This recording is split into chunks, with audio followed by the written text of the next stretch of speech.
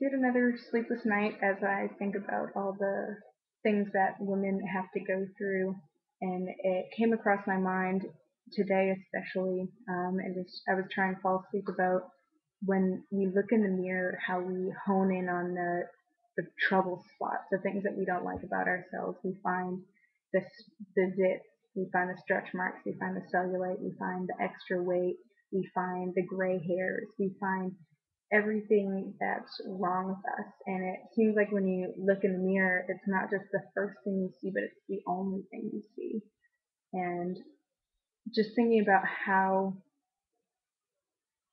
we see ourselves so differently than than the way that everybody else sees us, because people might say, you're beautiful, but you don't see yourself that way.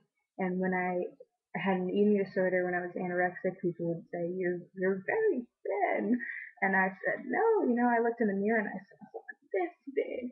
And I saw someone really unattractive. And I did not like myself one bit. And I would have to say that the part of myself that I've had the worst relationship with is the stretch marks on my thighs that I've had since I was 12 years old.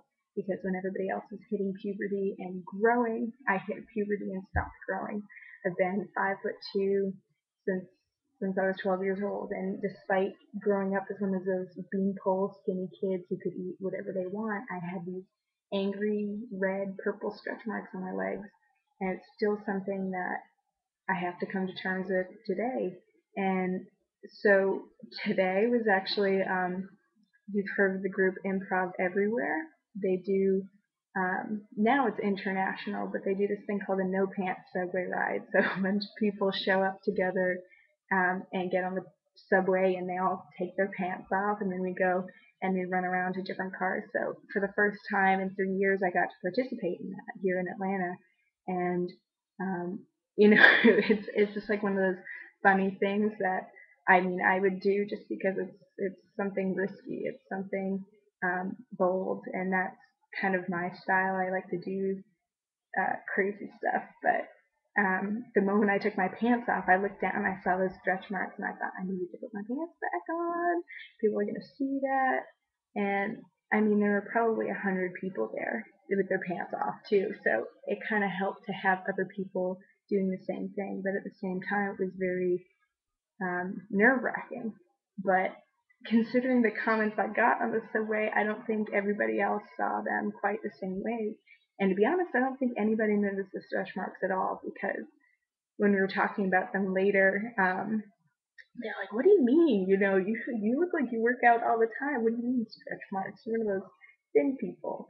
And that was, that surprised me, because I still see myself a little differently than everybody else does, and that's why um, I'm talking to Karen Hager, the Fog City Psychic, next month. I'm going to be on her radio show on February 1st, 6 p.m. Eastern, 3 p.m. Pacific, and we're going to be talking about loving the body you have, because Valentine's Day is coming up in a month, and we're so focused on our relationships with other people and with our loved ones, specifically our significant other.